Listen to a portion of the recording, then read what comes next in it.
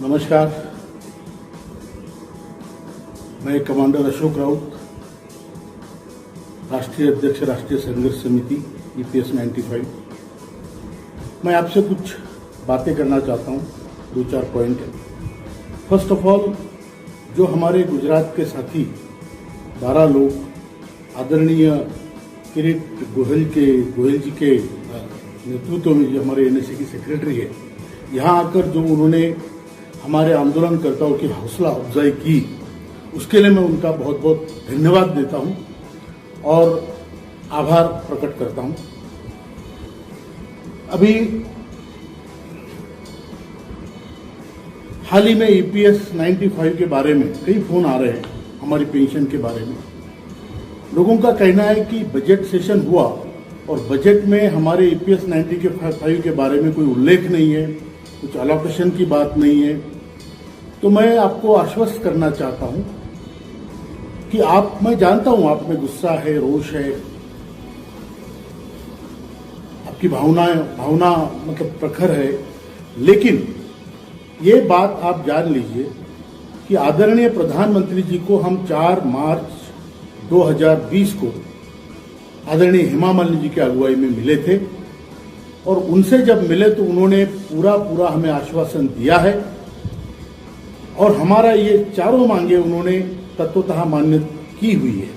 7,500 महंगाई भत्ता, medical facilities, higher pension का मामला या जो बचे लोग हैं उनको इस दायरे में लाने का मामला, ये सारे पे हमें आश्वासन मिल चुका है और इसी के तहत इसको आगे बढ़ाते हुए हमने महासंपर्क अभियान शुरू किया है, जो कि हमारे सारे देश के जो आदरणीय MPs हैं, आदरणीय CBT मेंबर्स हैं, हमारे आदरणीय ट्रेड यूनियंस के लीडर्स हैं, इन सभी को हम अप्रोच कर रहे हैं, अप्रोच किया है और उन सबके हमें आशीर्वाद प्राप्त है।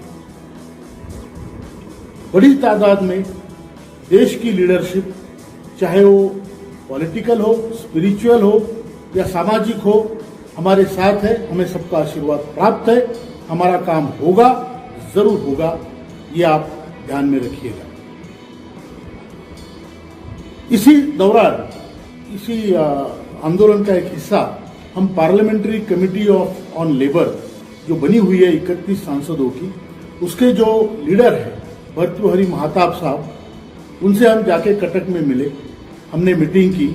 हमने अपनी तरफ से, अपनी संगठन की तरफ से जो एक बहुत ही महत्वपूर्ण रिपोर्ट है, जो अहवाल है, हमने उनको सादर किया और उनसे कहा कि ये देखिए, इसमें पूरा मतलब हिसाब किताब है और हम ये मानते हैं कि हमारे पैसों में हमारी मांगे पूरी हो सकती है। ये उनको हमने दिया है, उन्होंने वो स्वीकार भी किया।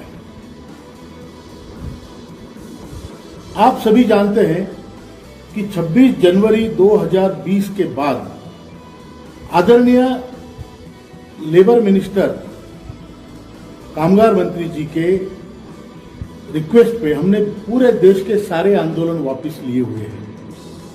हम सिवाय बुल्ढाना के आंदोलन, जो कि एक सांकेतिक हमारा आंदोलन है, जिसका 774वां दिन है, ये आंदोलन चल रहा है। बाकी सारे आंदोलन हमने बंद कर दिए हैं।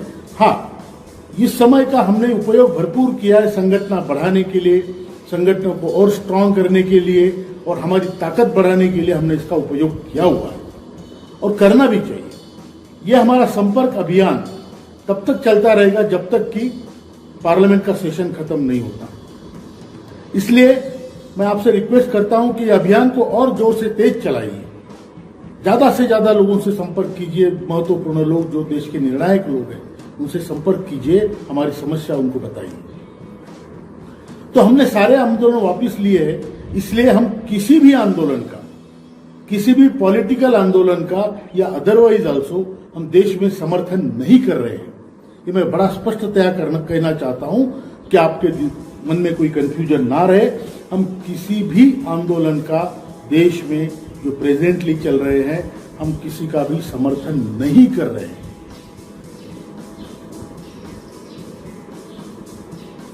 अंत में मैं आपसे इतना ही कहूंगा कि एक विचार है कि 1 मई को, कामगार दिन को, हम राष्ट्रीय अधिवेशन रखेंगे। उसके पहले एक दिन 30 अप्रैल को हम एक CWC की सेंट्रल वर्किंग कमेटी की मीटिंग रखेंगे और एक तारीख को कामगार दिन में हमारा बहुत बड़ा राष्ट्रीय अधिवेशन होगा। आगे की रणनीति तब तय होगी। और इसी के साथ मैं आपको एक बार अंत में विश्वास दिलाना चाहता हूं कि हमारा काम 31 मार्च तक या इस बजट सेशन में होगा, ये मुझे पूरा विश्वास है। हमारी जो भी मांगे हैं इस बजट सेशन में पूरी होगी, ये मैं आपको एक बार यकीन दिलाना चाहता हूं। इसी के साथ धन्यवाद। सर्वेषां मंगलम भवतु। श्रेष्ठ भारत, ज्येष्ठ भारत। जय हिंद।